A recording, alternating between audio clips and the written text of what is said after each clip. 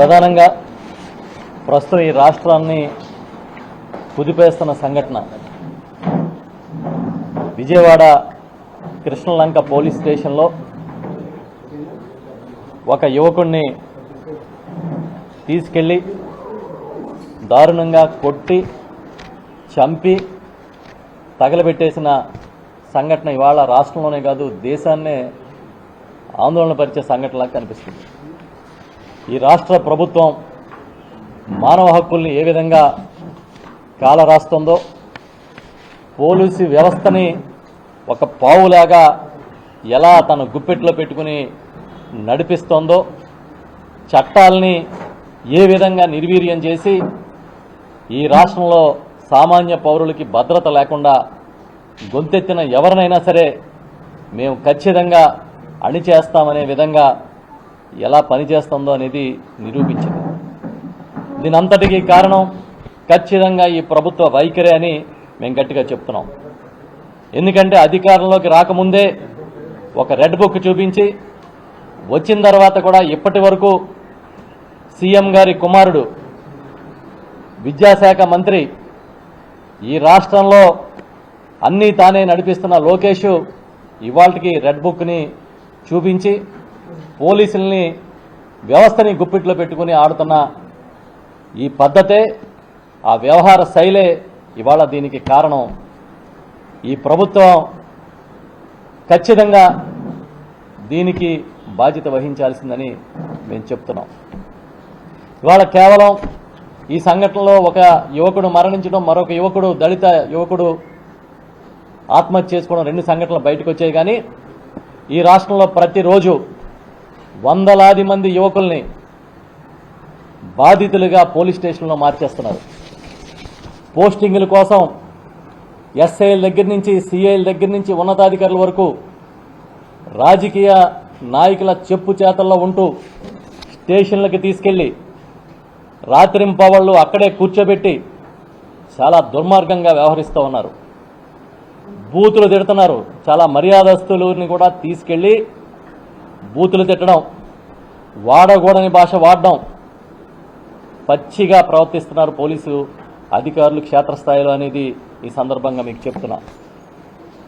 చాలామంది సిఐలు ఆ జిల్లా ఈ జిల్లా అని కాదు, రాష్ట్ర వ్యాప్తంగా ఎస్ఐలు వాళ్ళ వాడుతున్న భాష కానీ వాళ్ళు చేస్తున్న పద్ధతి కానీ చాలా సంస్కారహీనంగా ఉంటుంది.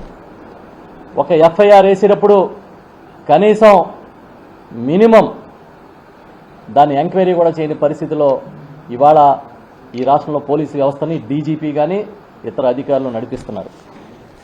ఎంత దుర్మార్గంగా ఉందంటే ఈ రాజకీయ నాయకుల చెప్పు చేతల్లోకి మేము వెళ్ళిపోయామని వాళ్లే పోలీసు అధికారులే చెప్పుకుంటున్న పరిస్థితికి ఇవాళ దిగజారిపోయింది. మేము అడుగుతున్నాం, దీనికి ఎవరు బాధ్యత వహిస్తారు? ఇవాళ కృష్ణలంక వ్యవహారం మనం తీసుకున్నప్పుడు చాలా కోణాలు దీంట్లో కనిపిస్తున్నాయి.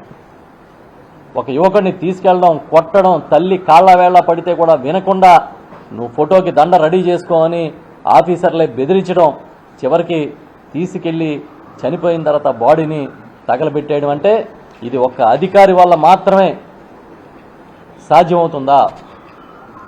సిపికి డీజీపీకి కంప్లైంట్ చేసినప్పుడు కూడా దీని మీద ఎందుకు రెస్పాండ్ కాలేదు?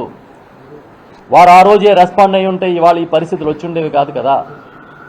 సూసైడ్ చేసుకున్న యువకుడు ఆ వీడియోని తీసుకెళ్లి ఉన్నతాధికారులకి సబ్మిట్ చేసినప్పుడు కూడా ఎందుకు రెస్పాండ్ కాలేదనేది వాళ్ళ ప్రశ్న. అంతేకాదు మొన్న హైకోర్టుకి ఏం చెప్పారు? మేము వెతుకుతున్నామని కదా చెప్పారు. మేము వెతుకుతున్నాం అని కోర్టుకి చెప్పి అప్పగిస్తామని చెప్పి ఈ రోజున ఆ కన్సర్న్ అధికారి సిఐ మీద ఎఫ్ఐఆర్ వేసినట్టుగా ప్రభుత్వం ప్రకటించింది. మేము అడుగుతున్నాం, మరి హత్యా నేరంగా ఎలా ఎఫ్ఐఆర్లు వేశారు? అంటే చనిపోయాడని మీరు కన్ఫర్మ్ చేస్తున్నారు కదా, చంపేశారని మీరు కన్ఫర్మ్ చేస్తున్నారు కదా. మేము అడుగుతూ ఉన్నాం, ఇలాంటి వ్యవస్థ, ఇలాంటి పరిస్థితులు, ఇలాంటి లాకప్ డెత్లు గతంలో ఎప్పుడైనా జరిగాయా ఈ రాష్ట్రంలో? ఎందుకు ఇప్పుడే జరుగుతున్నాయి?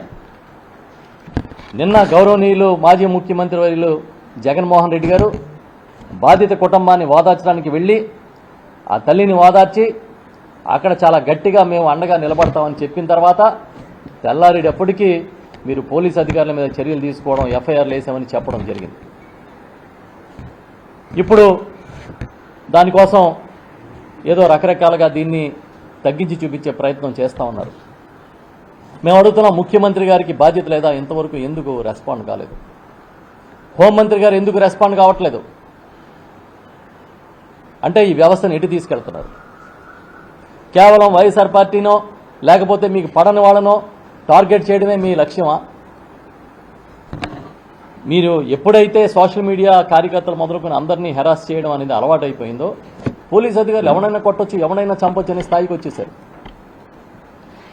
ఇవాళ జగన్మోహన్ రెడ్డి గారు అనే నాయకుడే కానీ రాష్ట్రంలో గట్టిగా నిలదీసే పరిస్థితిలో కానీ లేకపోతే ఏమై ఉండేది రాష్ట్ర ప్రభుత్వం, ఏ విధంగా ప్రవర్తించేది అనడానికి ఇప్పుడు జరుగుతున్న సంఘటనలే ఉదాహరణ.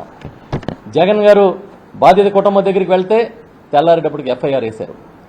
ఎక్కువ రైతులతో సమావేశం పెట్టి మీరు కానీ ఫీడ్ ధర తగ్గించకపోతే నేను రంగంలోకి దిగుతాను, ఆందోళన చేస్తామని అంటే ముఖ్యమంత్రి గారు మీటింగ్ పెట్టి ఫీడ్ ధరలు తగ్గిస్తారు. మామిడి రైతులు జగన్మోహన్ రెడ్డి గారిని కలిసి వైఎస్ఆర్ పార్టీ నాయకులను కలిసి కష్టాలు చెప్పుకుంటే దానికి వైఎస్ఆర్ పార్టీ అండగా ఉంటే, జగన్మోహన్ రెడ్డి గారు అండగా ఉంటే మాత్రమే మీరు మామిడి రైతులకి ఆ పరిహారాన్ని ప్రకటిస్తారు.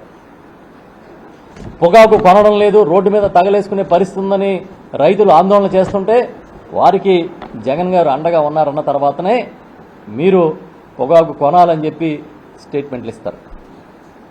ఇవాళ ఈ రాష్ట్రంలో ఒక వ్యవసాయ మార్కెట్లు ఎవరు నియంత్రిస్తూ ఉన్నారు? కొంతమంది వ్యక్తులు, కొంతమంది శక్తులు ఇవాళ వ్యవసాయ మార్కెట్లని నియంత్రించే పరిస్థితి ఎందుకు వచ్చిందని అడుగుతున్నాం.